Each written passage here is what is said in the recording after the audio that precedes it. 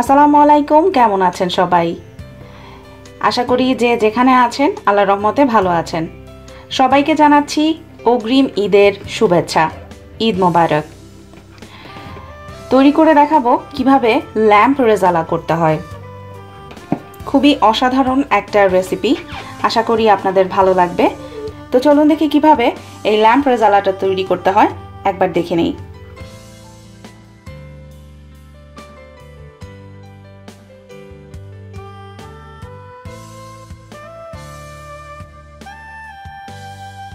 Creamy juicy lamp rezala তৈরি করার জন্য আমি এখানে মাংস নিয়েছি। মাংসটা এখানে 1 কিলোর মতো আছে, আর সাইজটা ঠিক এইরকম নর্মাল মিডিয়াম সাইজ, যেটা আমরা অ্যাজ ইউজুয়াল রান্না করে থাকি।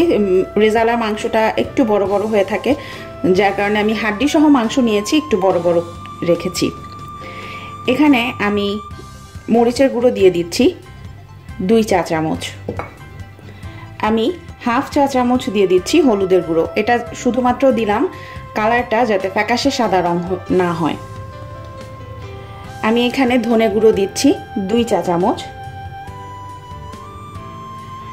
জিরার গুঁড়োটাও আমি সেম 2 চা চামচ দেব।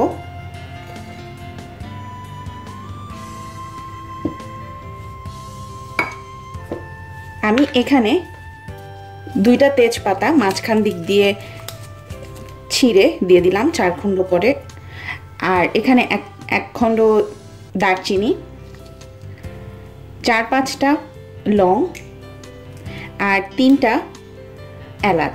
এলাচগুলো ঠিক আমি এভাবে অ্যাজ ইউজুয়াল একটু চিড়ে দেই সবসময়ই। আমি এখানে আদা বাটা দিয়ে দিচ্ছি 1.5 চা চামচ।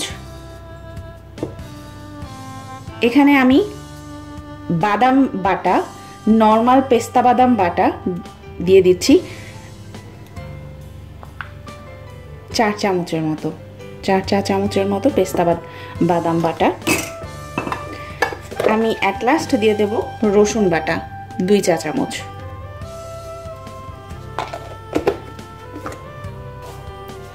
এখানে আমি দিয়ে দিচ্ছি পেঁয়াজ বাটা। পেঁয়াজ বাটাটা আমি বেশখানি, প্রায় 1/4 কাপের মতো পেঁয়াজ বাটাটা দিয়ে দেব। দিয়ে দিচ্ছি এখন লবণ স্বাদ অনুযায়ী, আর দিয়ে দিচ্ছি তেল। তেলটা আমি 1/3 কাপের মতো দিয়ে দিলাম। লাস্টে নামানোর আগ দিয়ে আমি একটু ঘি দিয়ে তারপরে নামাবো। অ্যাট লাস্ট আমি দিয়ে দিচ্ছি ক্রিম। ক্রিমটা দিয়ে দিচ্ছি 1/4 কাপের মতো। আমি আমার চোখের আন্দাজেই দিয়ে দিলাম। আমি এটা যে ক্রিমটা নিয়েছি সেটা হচ্ছে ফ্রান্সে যেটা পাওয়া যায় নর্মালি, ক্রিম ফ্রেশ সেটা আমি নিয়েছি। আপনারা যে কোনো ক্রিম ইউজ করতে পারেন। সেখান থেকে আমি 1/4 কাপ ক্রিম দিয়ে দিলাম। এখন এটাকে খুব ভালো মতো করে মাংসটাকে হাত দিয়ে মাখিয়ে নিতে হবে সব মশলার সাথে।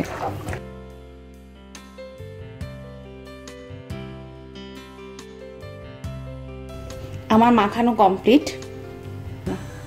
আমি এখন ঢাকনা দিয়ে এটাকে ঢেকে চুলায় বসিয়ে দেব। 15 মিনিট পর আমি ফিরে আসছি, কারণ আমি এখানে কিন্তু কাঁচা পেঁয়াজ কুচি করা দেইনি, কারণ এটা আমি সবার লাস্টে পেঁয়াজ দিয়ে বাগার দেব। তো যতক্ষণ পর্যন্ত না মাংস সেদ্ধ হচ্ছে, প্রথমে 10 থেকে 15 মিনিট মাংসটাকে কষিয়ে নেব। দেন যদি প্রয়োজন হয় আমি সামান্য একটু পানি দিব। নর্মালি আমি মাংসতে পানি দেই না, যদি এখানে প্রয়োজন হয় সামান্য আমি একটু দেব। ফিরে আসছি 15 মিনিট পর। প্রায় 15 মিনিট পর মাংসটা থেকেও পানি উঠেছে বেশ। এই পর্যায়ে আমি 2 চা চামচ পরিমাণ চিনি দিয়ে দেব। এটা টেস্টটাকে ব্যালেন্স করবে। আর আমি এখানে 1 চা চামচ পরিমাণ কেওড়ার জল দিয়ে দেব। এটা দিয়ে একটু ভালো মতো নেড়ে দিতে হবে, আর মিডিয়াম আঁচে রেখে দিতে হবে যতক্ষণ পর্যন্ত না মাংসটা সেদ্ধ হচ্ছে। আমি এখানে এক্সট্রাভাবে কোনো পানি দেইনি, আর আমি এর মধ্যে পানিও দেব না। এই পানিতেই মাংস সেদ্ধ হয়ে যাবে। অবশ্যই লবণটা একটু চেখে নেবেন। যখন মাংসটা হয়ে যাবে তখন আমি এর মধ্যে সামান্য একটু ঘি দিয়ে দেব। এইটা এক চুলায় হতে থাক। আর একটা ফ্রাই প্যানে আমি এখানে 2 চা চামচ পরিমাণ ঘি দিয়ে দিচ্ছি। আমি যেহেতু রেজালাটাকে বাগার দেব, তো এর মধ্যে আমি 3 থেকে 4 টেবিল স্পুন তেলও দিয়ে দিচ্ছি। ঘি এবং তেল একসাথে আমি দিলাম। এখন আমি পেঁয়াজ দিয়ে দিচ্ছি। এখানে প্রায় 1.5 কাপের মতো পেঁয়াজ আমি দিয়ে দিলাম। পেঁয়াজটাকে বাদামি কালার করে ভেজে নিতে হবে। পেঁয়াজটা আমার হয়ে গেছে। এখন আমি মাংসটার মধ্যে দিয়ে দেব।